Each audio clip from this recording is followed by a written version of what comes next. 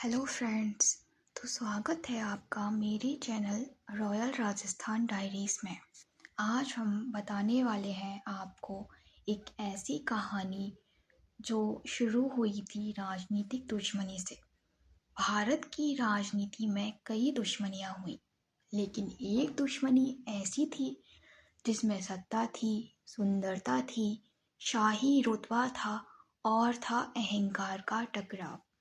एक तरफ थी भारत की सबसे ताकतवर प्रधानमंत्री इंदिरा गांधी और दूसरी तरफ थी राजस्थान की राजसी शानवान जयपुर की महारानी गायत्री देवी। एक ऐसी महिला जिन्हें दुनिया की सबसे खूबसूरत महिलाओं में गिना जाता था।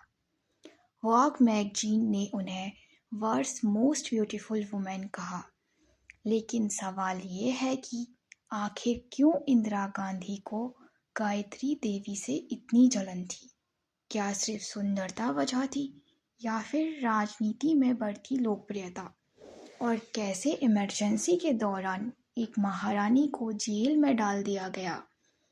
आज की इस कहानी में हम जानेंगे राजघराने की चमक, राजनीति की साजिश और दो महिलाओं की सबसे चर्चित दुश्मनी। गायत्री देवी कौन थी? 23 मई 1919 लंदन में एक राजकुमारी का जन्म हुआ। नाम था गायत्री देवी। उनके पिता थे जितेंद्र नारायण और माँ थी इंदिरा राजे। गायत्री देवी बचपन से ही बेहद अलग थी। जहाँ उस दौर की राजघराने की महिलाएं पर्दे में रहती थीं, वहीं गायत्री देवी घुड़सवारी करती थीं, शिकार करती थीं, टेनिस खेलती थीं और विदेशों में पढ़ाई करती थीं। उन्होंने शिक्षा पाई लंदन, स्विट्जरलैंड और शांति निकेतन जैसी जगहों से। उनकी पर्सनैलिटी इतनी आकर्षक थी कि जहाँ भी जाती लोग बस उन्हें देखते रह जाते। उनकी आँखें, उनकी मुस्कान, उनका शाही अंदाज। धीरे धीरे गायत्री देवी सिर्फ एक राजकुमारी नहीं रही, बल्कि एक अंतर्राष्ट्रीय आइकन बन गई। जयपुर की महारानी। 1940 में उनकी शादी हुई जयपुर के महाराजा सवाई मानसिंह सेकंड से। ये शादी पूरे भारत में चर्चा का विषय बन गई। जयपुर का राजघराना पहले से ही बेहद प्रसिद्ध था, लेकिन गायत्री देवी के आने के बाद उनकी शान और भी बढ़ गई। गायत्री देवी सिर्फ खूबसूरत नहीं थी, वो बेहद बुद्धिमान भी थी। उन्होंने जयपुर में लड़कियों की शिक्षा के लिए महारानी गायत्री देवी गर्ल्स कॉलेज शुरू किया। उस समय राजस्थान में लड़कियों की पढ़ाई को ज़्यादा महत्व नहीं दिया जाता था, लेकिन गायत्री देवी ने इस सोच को बदलने की पूरी कोशिश की। आज भी वो स्कूल भारत के सबसे प्रतिष्ठित स्कूलों में गिना जाता है। 1960 के दशक में वॉग मैगजीन ने गायत्री देवी को दुनिया की सबसे सुंदर महिलाओं की सूची में शामिल किया। उनकी तस्वीरें विदेशी मैगजीनों में छपने लगी। उनकी सादगी और रॉयल स्टाइल लोगों को बेहद पसंद आता था। साड़ी पहनने का उनका अंदाज, मोती के गहने और उनकी ग्रेसफुल पर्सनैलिटी, हर कोई उनका फैन था। कहा जाता है उस समय में भारत में शायद ही कोई महिला गायत्री देवी जितनी लोकप्रिय रही हो। और यहीं से शुरू होती है एक ऐसी कहानी जिसमें राजनीति और ईर्ष्या दोनों शामिल थी। राजनीति में एंट्री। भारत आज़ाद हो चुका था।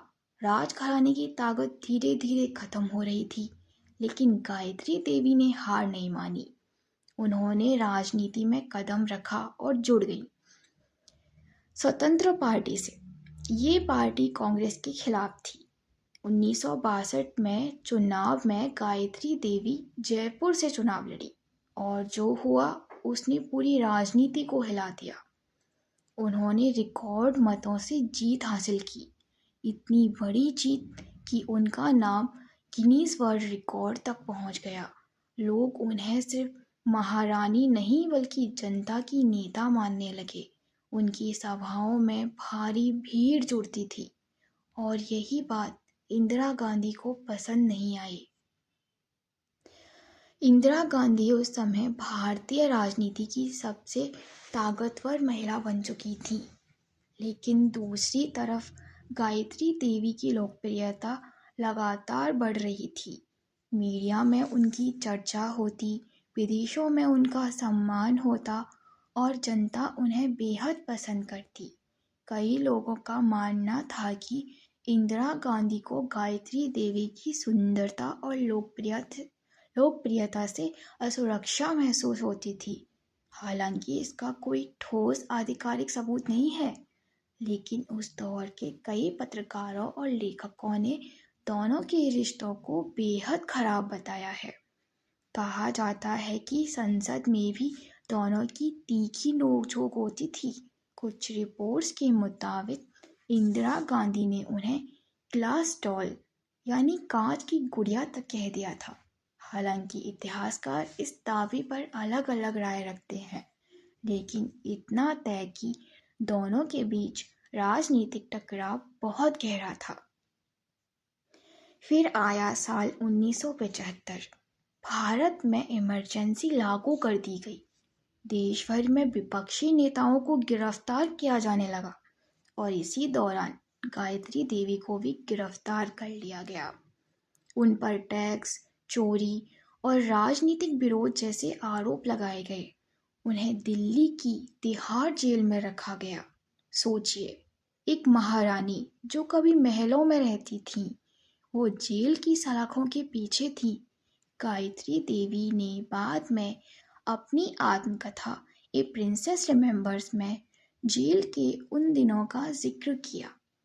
उन्होंने लिखा कि जेल का अनुभव बेहद अपमानजनक था। कई लोगों का मानना था कि ये गिरफ्तारी सिर्फ राजनीतिक बदले की भावना से हुई थी। इमरजेंसी खत्म होने के बाद उन्हें रिहा कर दिया गया, लेकिन उस घटना ने उनकी जिंदगी को हमेशा के लिए बदल दिया। गायत्री देवी सिर्फ एक सुंदर महारानी नहीं थी, वो एक आधुनिक सोच वाली महिला थी।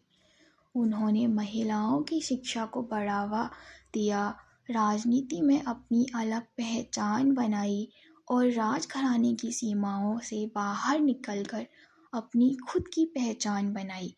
वो फैशन आइकन थी, सोशल रिफॉर्मर थी और एक स्ट्रॉन्ग वुमेन थी।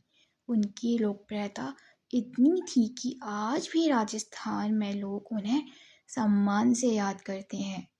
दो महिलाओं की ये कहानी सिर्फ सुंदरता या राजनीति की नहीं थी, ये कहानी थी सत्ता बनाम लोकप्रियता की।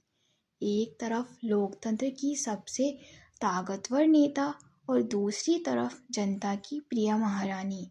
शायद सच कभी पूरी तरह सामने ना आए कि दोनों के बीच असली दुश्मनी कितनी थी, लेकिन इतिहास में गायत्री देवी का नाम हमेशा भारत की सबसे खूबसूरत और शाही महिलाओं के रूप में लिया जाएगा, और यह बात उन्हें बाकी सबसे अलग बनाती है। उनका जन्म लंदन में हुआ था। वोग मैगजीन ने उन्हें दुनिया की सबसे लोकप्रिय महिलाओं में शामिल किया था। उन्होंने लड़कियों की शिक्षा के लिए स्कूल खोले। 1962 का चुनाव उन्होंने रिकॉर्ड मतों से जीता। उनकी आत्मकथा ए प्रिंसेस रिमेंबर्स काफ़ी प्रसिद्ध है। उन्हें घुड़सवारी और पोलो बहुत पसंद था। इमरजेंसी के दौरान उन्हें जेल भेजा गया था। वे जयपुर राजघराने की सबसे लोकप्रिय महारानियों में गिनी। 29 जुलाई 2009 को 90 वर्ष की आयु में जयपुर में उनका निधन हो गया। गायत्री देवी को केवल खूबसूरत महारानियों के रूप में नहीं, बल्कि एक ऐसी महिला के रूप में याद किया जाता है जिसने अपनी परंपराओं को निभाने के साथ साथ आधुनिक शिक्षा को बढ़ावा दिया, पर्दा प्रथा, घूंघट के खिलाफ आवाज़ उठाई और महिलाओं को बाहर निकलने के लिए प्रेरित किया। लोकतंत्र में अपने अधिकारों के लिए तानाशाही का निडर होकर सामना किया। वह आज भी राजस्थान और पूरे भारत के लिए नारी शक्ति और स्वाभिमान का प्रतीक मानी जाती हैं।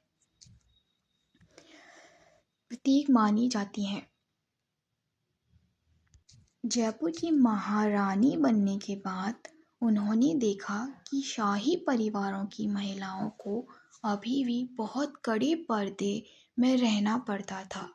उन्होंने इस चुनौती को धीरे धीरे महिलाओं को पर्दे से बाहर आने के लिए प्रोत्साहित किया। उन्होंने जयपुर में महिलाओं की शिक्षा के दरवाजे खोले ताकि वे आत्मनिर्भर बन सकें।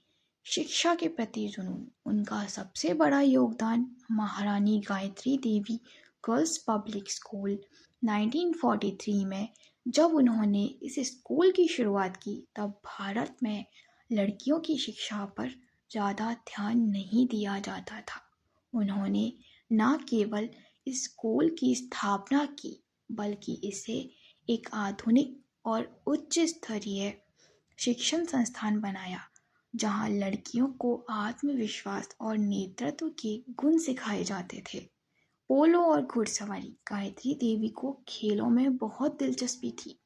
वे एक शानदार घुड़सवार थी और उन्हें पोलो का बहुत शौक था। उस समय पोलो मुख्य रूप से पुरुषों का खेल माना जाता था, लेकिन उन्होंने इसमें भी अपनी पहचान बनाई। उनकी आत्मकथा ए प्रिंसेस रिमेंबर्स केवल उनकी जीवनी नहीं है, बल्कि यह आज़ादी के समय भारत और राजसी घराने के बदले स्वरूप का एक जीवंत दस्तावेज है। इस किताब में उन्होंने अपने बचपन, अपनी शाही जीवन और बाद में आई राजनीतिक चुनौतियों की बहुत ही सरल और प्रभावशाली भाषा में वर्णन किया है। जेल में रहने के दौरान भी उन्होंने अपनी राजसी गौरव नहीं खोया। कहा जाता है कि जेल में भी वे गरिमा के साथ रहीं और कभी भी अपनी परिस्थितियों की शिकायत नहीं की। उनका यह स्वाभिमान ही था जिससे उन्हें लोगों के बीच एक आयरन लेडी के रूप में स्थापित किया। क्या आप महारानी गायत्री देवी और उनसे जुड़ी कोई और तथ्य जानना चाहेंगे? इसके लिए आप हमारे चैनल को फॉलो करें, शेयर करें, सब्सक्राइब करें और बेल आइकन को दबा दें। और अगर आप कोई और कहानी जानना चाहते हैं तो हमें कमेंट सेक्शन में बताएं।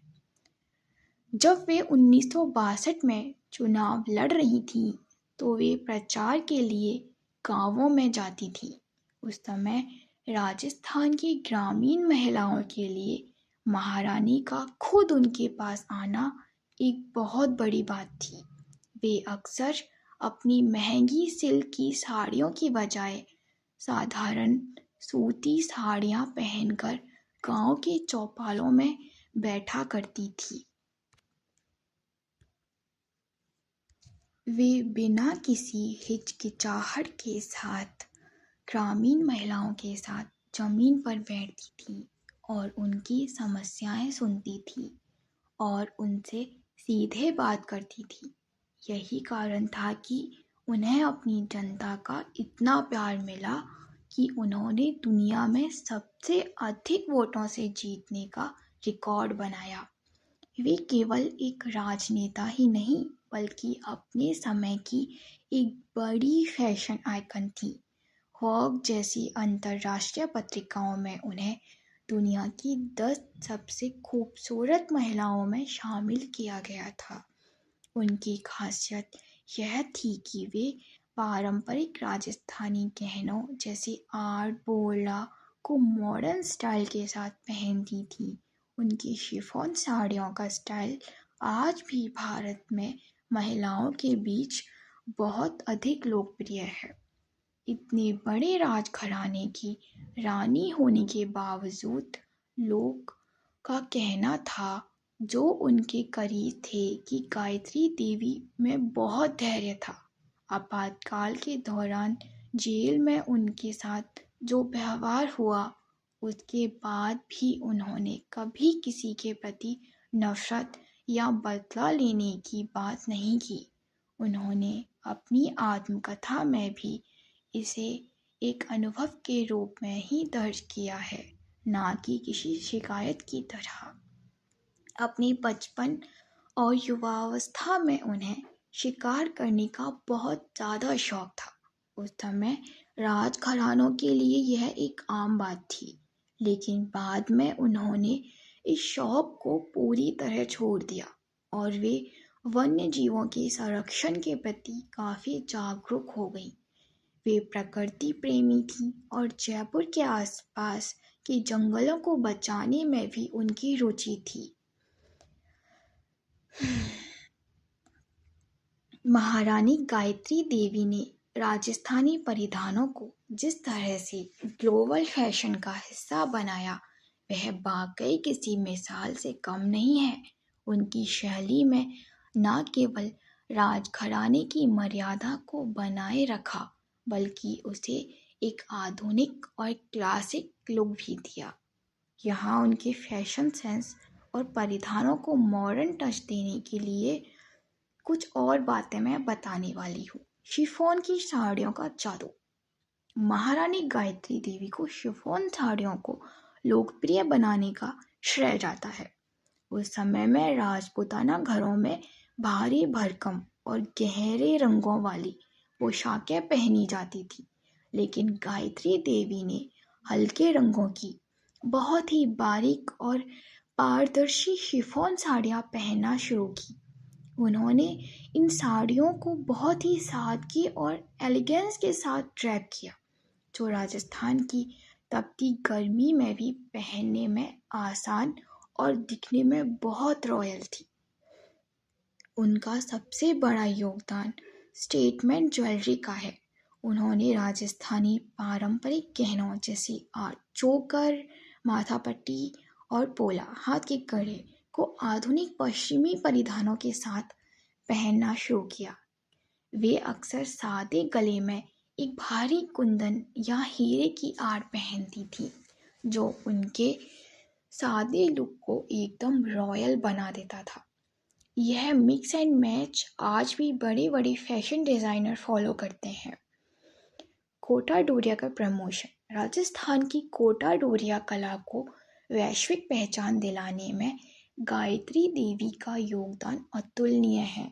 उन्होंने इस हल्की और पारदर्शी बुनाई वाली साड़ी को न केवल खुद अपनाया, बल्कि अपने दौर की नामी हस्तियों और विदेशी मेहमानों को भी इसे पहनने के लिए प्रोत्साहित किया।